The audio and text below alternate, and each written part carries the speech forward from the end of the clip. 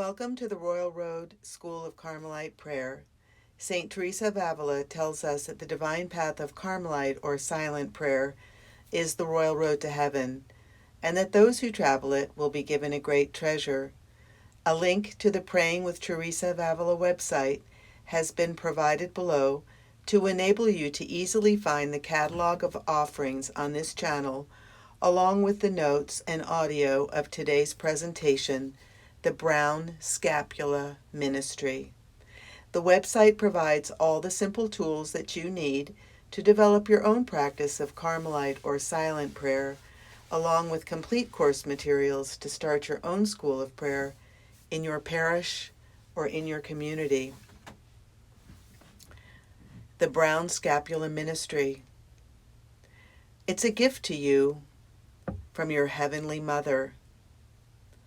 Whosoever dies in this garment shall not suffer eternal fire. A promise of Our Lady to Simon Stock on July 16th, 1251. St. Joseph Catholic Church, a 10-minute walk from my new place of employment, normally offers a daily noon Mass. Unfortunately, due to the pandemic, it's on hold for now. In the hope of exploring other options with the pastor, I knocked on the rectory door. The pastor explained that he simply did not have the personnel to implement the strict cleaning regime mandated by the diocese following any activity in the church. It was just not possible to hold a noon Mass at this time. He then directed me to a statue of Our Lady on the street side of the church. Thanking the pastor, I proceeded to the other side of the locked church. There she was, Our Lady, all alone, and at her feet one dead rose, held in place by a black rock. It occurred to me that I could buy Our Lady some flowers and put a prayer request recipient there instead. With the pastor's approval, I did both, and within a very short time, there were several prayer requests left. The idea then came to me that maybe leaving a scapula in another recipient would encourage a deeper devotion to our Blessed Mother. The pastor liked the idea, so I bought 10 traditional brown scapulas. When they arrived, the pastor blessed them. A single scapular was placed in a small baggie with an explanation of its significance. The packet was placed in a second labeled recipient. Within a few days, the blessed scapula had been taken, and so I replaced it. Both the vase, the simple clear plastic recipients, along with a bouquet of lovely white artificial roses, were purchased at a dollar store. Real flowers, of course, are an option if you so choose. With the discovery of another neglected statue of Our Lady at my home parish, it seemed that the fledgling Brown Scapular Ministry could be of service there too, so I purchased more scapulas. There may be opportunities in your parish or community to honor Our Lady by starting your own Brown Scapular Ministry, a ministry of love and an assurance of salvation to the one who wears it. The Brown Scapula, Gift to the Order, from the Blessed Virgin Mary, by Ken Vaughn, member of the Sacred Heart Secular Community of Frederick, Maryland. The scapula began as a work apron worn by brothers of the Blessed Virgin Mary of Mount Carmel, the Carmelites, to protect their tunics from stains and damage while they were working. It consisted of large pieces of cloth, front and back, joined over the shoulders with strips of cloth. As such, it was the humblest of garments, an insignificant item of clothing that the brothers wore over their tunics. The kind of thing a chef or cook would wear in the kitchen. There was nothing impressive about it, no historical meaning, no spiritual connotation, and no meaningful connection to the Carmelite charism. The scapular originally was no more meaningful to the Carmelites than any apron is to a cook, and bore no more relationship to the devotional life of the brothers than an apron bears to the quality of the meal prepared by a chef. And yet, for some reason, it suddenly, very suddenly, attained tremendous spiritual significance as the preeminent symbol of the Carmelite charism, recognized as an explicit gift to the order from the Blessed Virgin Mary. Clearly, something of lasting import happened. The Carmelite tradition identifies this something as the scapula vision of Simon Stock and dates this vision to July 16th, 1251. Saint Simon was an Englishman, a man of great holiness and devotion, who always in his prayers asked the Virgin to favor his order with some singular privilege, appealing to the Virgin Mary in her role as protector of the order at difficult moments in the establishment and spread in the West.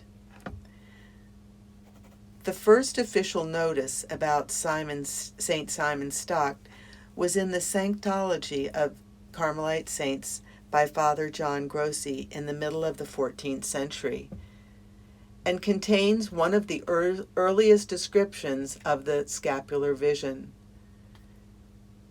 The 9th saint was Saint Simon of England, the 6th general of the order. He continually pleaded with the most glorious Mother of God to grant some special privilege to the order of Carmelites, which enjoys the special title of the Virgin. He prayed devoutly, "Flower of Carmel, fruitful vine, splendor of heaven, Mother divine, none like to thee, Mother of meekness, spotless Virgin, to the Carmelites a favor impart, Star of the sea." Surrounded by a multitude of angels, the Blessed Virgin appeared to him, holding in her blessed hands the scapula of the order. She said, "This shall be a privilege for you and for all Carmelites, that whoever dies clothed in this shall not suffer eternal fire. Rather, he shall be saved." The said Simon died in the province of Bordeaux, while on a visitation to the province of Asconia. John Grossi was a distinguished and saintly Carmelite who served as elected superior of the whole order in 1411. He claimed to be quoting from the ancient documents which are not available today. Even so, absence of evidence is not evidence of absence, particularly when medieval documents are concerned. What is unbelievably true is a clear scapular tradition from the Carmelites of the 13th century, testifying to their belief that the Blessed Virgin appeared to Simon Stock and promised him that the scapula would be the sign of her protection to the individual Carmelites. In its original context, the meaning of this promise was that the Carmelite religious who persevered in their vocation would be saved. The significance of this humble piece of clothing was changed forever. The scapular devotion, inaugurated by Saint Simon Stock, soon became widespread. The constitutions of 1281 commanded all Carmelites to wear the scapula at all times. The constitutions of 1357 said that the scapula is the special habit of the order. In 1369, any Carmelite who attended Mass without a scapula was automatically excommunicated. This reverence is astonishing, amazing, and convincing when we remember that it is directed towards an insignificant part of the habit, which was originally nothing more than an apron to keep the habit itself clean. The earliest Carmelite writers cite only the fact of the vision of St. Simon's stock without any explanation of the promise contained.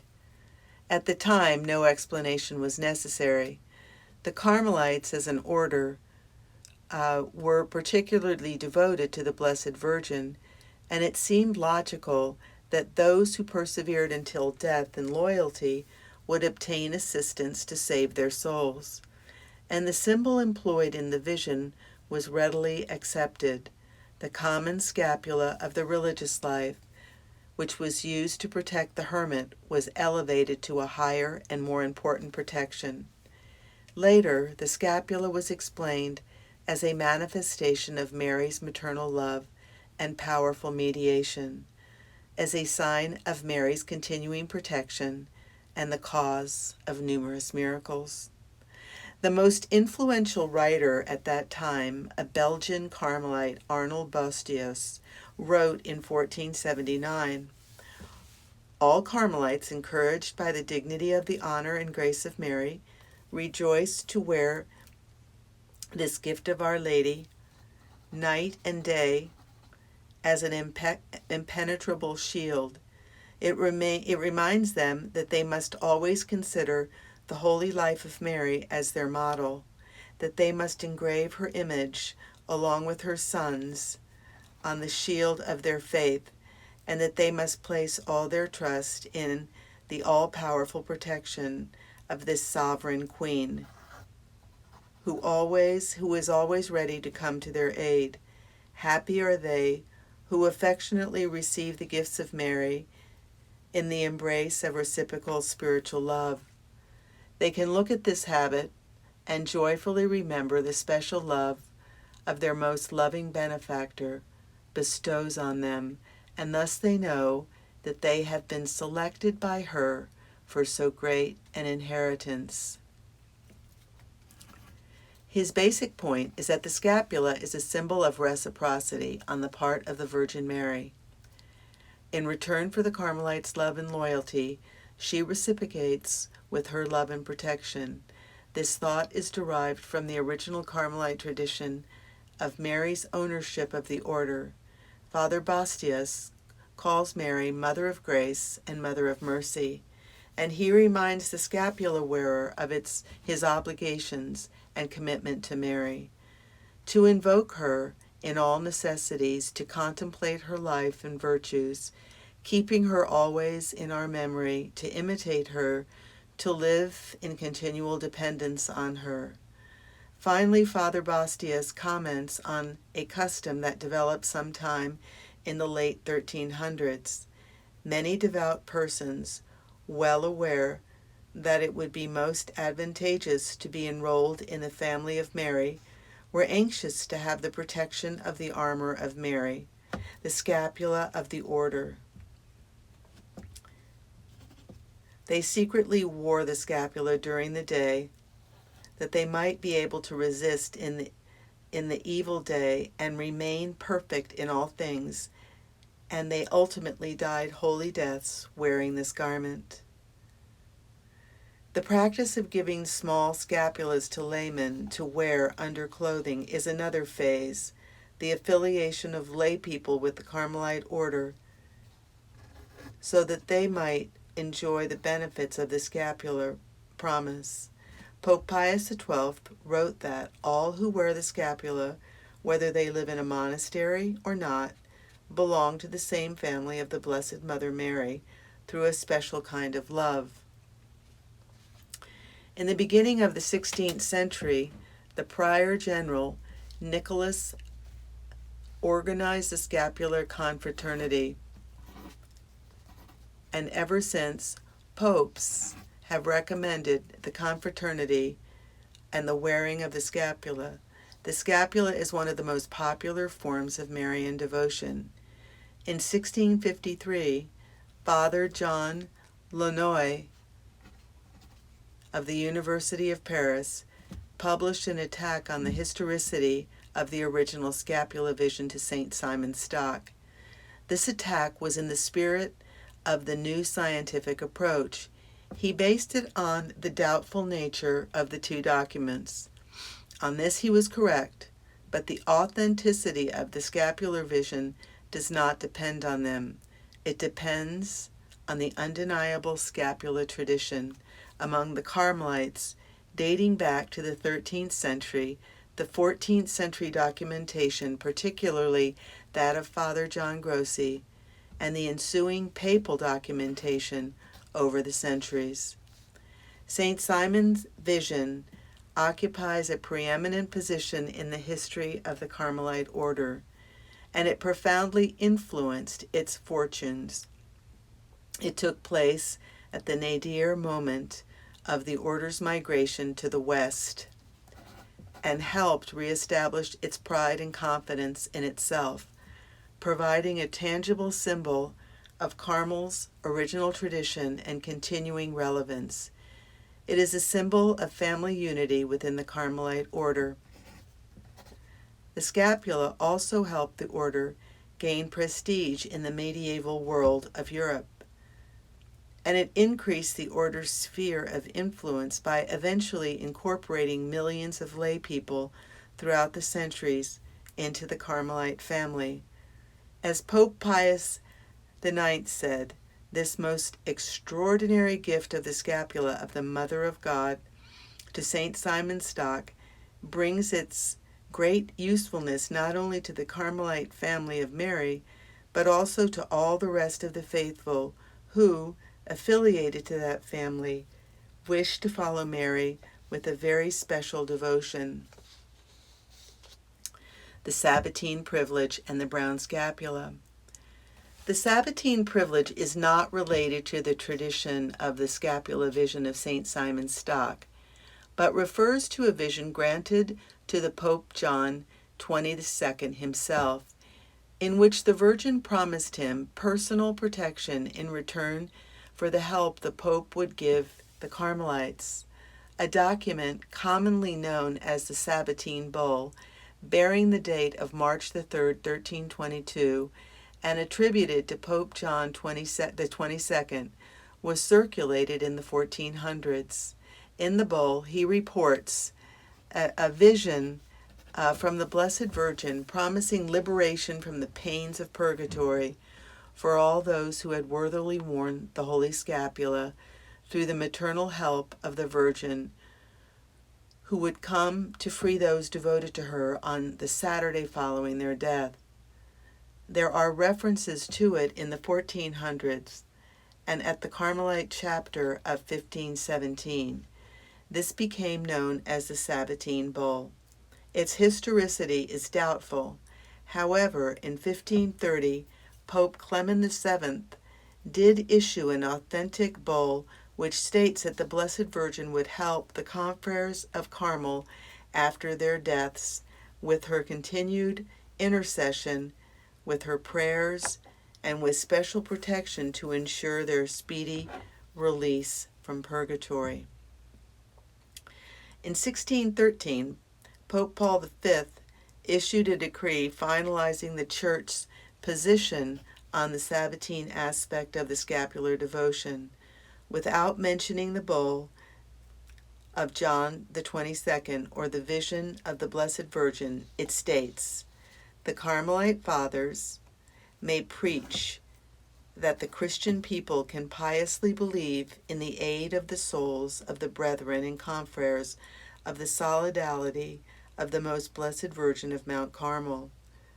Through her continuous intercessions, pious suffrages, merits, and special protection, the Most Blessed Virgin, especially on Saturday, the day dedicated to her by the Church, she will help after their death the brethren and members of the sodality who die in charity.